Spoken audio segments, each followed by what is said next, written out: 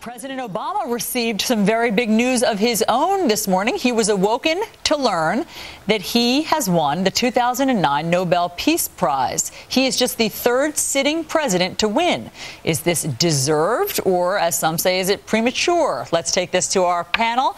Journalist and former ESPN commentator Stephen A. Smith, radio talk show host and Fox News contributor Mike Gallagher, and Bernard Whitman, former pollster for President Clinton. Bernard, let me begin with you. What did you think when you heard that the president has just won the Nobel Peace Prize? I think it's an extraordinary honor and a great moment, not only for the president, but for the entire country. And it says to me just how starved the global community has been over the last 8 years for real leadership from an American president. I think that it is more about recognizing the seeds that Obama has planted rather than sort of the full-grown trees. Results. But yes. Sure. I mean, it's for his efforts. Even they said that. It's for his efforts. They didn't mention yet results. Mike, you're chuckling. What? A for trying. Oh, come on. I mean, the man hasn't completed a full year yet. Even Saturday Night Live is spoofing how little this man has accomplished. I mean, it must be good to be the king. I guess his worldwide apology tour has worked.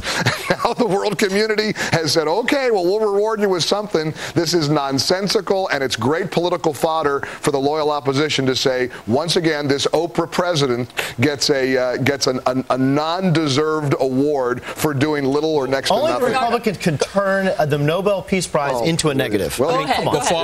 Far for me to be the mediator in this to some degree. I do think it's a tremendous honor. Whether or not it's well-deserved, and I think remains to be seen. I think he's right because from the standpoint, this man was in office less than 2 weeks before the February 1 nomination deadline. So basically, you haven't done anything yet in regards to this. I just think that this is a message from the Nobel folks that, you know what, this is what we need from the U.S. president. This is a superpower. We are starving for some kind of leadership. But what does that mean? What does that mean? What's what we need? What has he done? What I'm saying is when you go over to Cairo and you give a speech and you make waves in terms of reaching out to the Islamic community to sort of create peace as opposed to war. I'm not saying that you're wrong. I'm saying they're being hopeful that, you know what, the United States president has made this move to really ingratiate himself with the Arab community. So a guy who gives a speech to the Arab world is deserving of a Nobel Peace Prize. I didn't interrupt you guys. Stick around. We have a lot more to talk about. We have to take a quick break. Obviously, this debate, the Nobel Prize just awarded to President Obama this morning. What he'll do with the money? How's he going to spend the money? $1 million? Yeah, $1.4. I'm sure he'll figure out something. Good point. But Bernard, some people say recovery. That what this really is about is it's an anti-George Bush award that he was given today.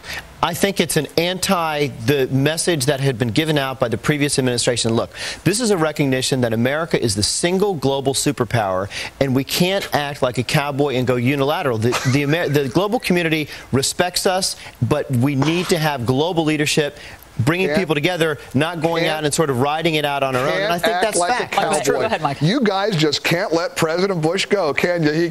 So that's the reason for the Nobel Prize, because he doesn't act like a cowboy, but he does act like a rock star. He does run around, jet around with Oprah. That's worthy of a Nobel Prize. Bernard, you're spinning. My gosh, you got to let George Bush go. He's gone. I let him go. The Nobel Prize Committee has a different idea. Stephen, I want to